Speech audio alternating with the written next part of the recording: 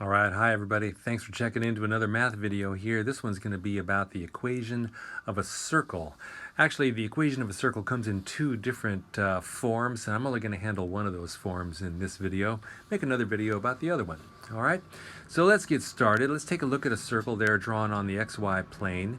And I'm trying to find the equation of that circle. And I don't know if you've ever thought about this, but the equation of any object on an XY plane, whether it's a line or a curve or a circle, the equation just expresses the relationship between the x and the y coordinates of all the different points on that object. So that's what we're trying to do, express the relationship between the x and y coordinates of every point on that circle.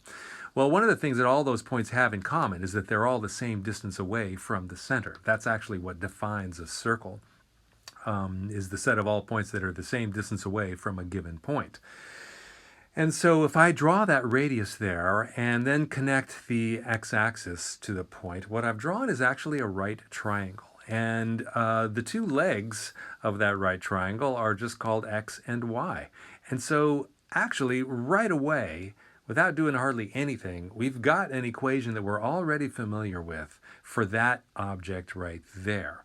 That object being the right triangle, and sides labeled x, y, and r. The equation that expresses that relationship is x squared plus y squared equals r squared. It's the Pythagorean theorem.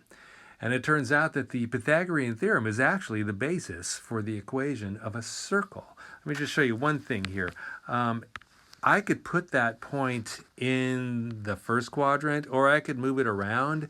It's still an x squared plus y squared equals r squared kind of circle. I'm sorry, right triangle. It doesn't really matter where it is. The radius is the same. And as I change the x and y coordinates, they're still going to satisfy that equation, x squared plus y squared equals r squared. It doesn't really matter where that point is on the circle. It'll still have the same relationship between those three quantities. So that's actually our equation, x squared plus y squared equals r squared. That's the equation of that circle. For example, if I chose a number for the radius, let's say 7, if I make the radius of that circle 7, then the equation of the circle is just x squared plus y squared equals, well, 7 squared would be 49. So the equation for a circle in general there, that's centered at the radius, is just x squared plus y squared equals r squared. All right, so that's giving you the equation of the circle where the radius is r and the center is at 0, 0. Now that's a special case, right, when the center is at 0, 0. What if it's not at 0, 0? What if the center is someplace else? All right, well, that's okay. We can still handle that. Let's take another look at a circle, this time drawn not on the center, or not at the origin. And we've still got an xy point chosen up there. And let's give some coordinates for the center of the circle. Let's call it h and k. Well, I can still draw that right triangle kind of a thing right there. There's the radius, all right? And if I can still make a right triangle there from the center to the point xy on the circle there. Okay, but I have a little bit of a problem here. I can't just call one side of the triangle x and another leg of the triangle y, because that's not how long they are, right? X is over there on the x-axis. That whole distance right there, that's what x is. But then the horizontal distance to the point hk, you can see that when you look at the two of those two horizontal distances laid out, you can see, I hope, pretty easily that the difference between them is the length of that side of the right triangle. In other words, it's x minus h.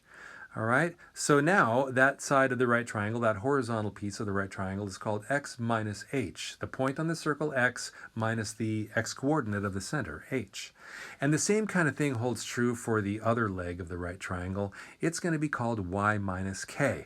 Well, okay, now I've got the three sides of the right triangle labeled, and I can write that same Pythagorean theorem relationship between the three sides. And that, in fact, is the equation right there.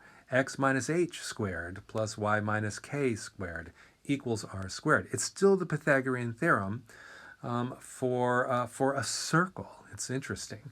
But let's say, so there's the radius, and the hk is the center. But so, for example, if I let the radius equal 6, and I put the center at 4, 3, that's about where that circle is that you're looking at is, then the equation of that red circle is just x minus 4 squared plus y minus 3 squared equals 6 squared, which I write as 36.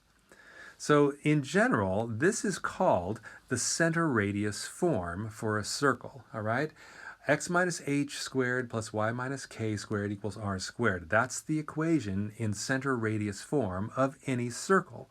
And so r is the radius, all right? Notice that the equation has r squared. It doesn't just have the radius, it has the radius squared.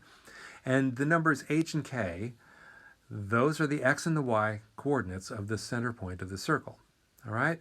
It's actually a fairly user-friendly kind of form. It gives you the center and it gives you the radius just right there in the equation when you take a little bit of time to learn how to interpret it. Let's look at a couple of examples. Let's say I knew that a circle's radius was 10 and the center was at 5, 2. Well, you can write the equation of that pretty easy. X minus 5 squared plus y minus 2 squared equals 10 squared, or 100. Or here's another one, all right? If the radius is 5 and the center is at 3, negative 9, okay, now the y-coordinate is a negative number. All right, if you think for a second how that's going to fit into our equation, I bet you'll come up with this. X minus 3 squared plus y plus 9 squared equals radius squared equals 25. All right? So yeah, so look how that sign changed. When the y-coordinate was negative 9, the equation shows y plus 9. All right, let's look at another one from the other angle. Let's say I have the equation of the circle and I'm trying to interpret what it's telling me. Where's the center and how big is the radius? Well, let's look at the radius first. Remember, the equation has the radius squared. So that means that the radius of that circle is actually the square root of 14. Right? So radius squared equals 14. That means radius is the square root of 14. And the center of that circle, okay, well, the x-coordinate is going to be negative 7, but what's the y-coordinate? You don't see anything there with y. Well, it's going to be a 0, okay? So that's the couple of examples there on center radius form for the equation of a circle. And so I hope that'll get you started a little bit. Like I said, I'll put another video together that shows the other way that you can write the equation of a circle. And so stay tuned for that, and I hope you're doing great. Thanks for watching.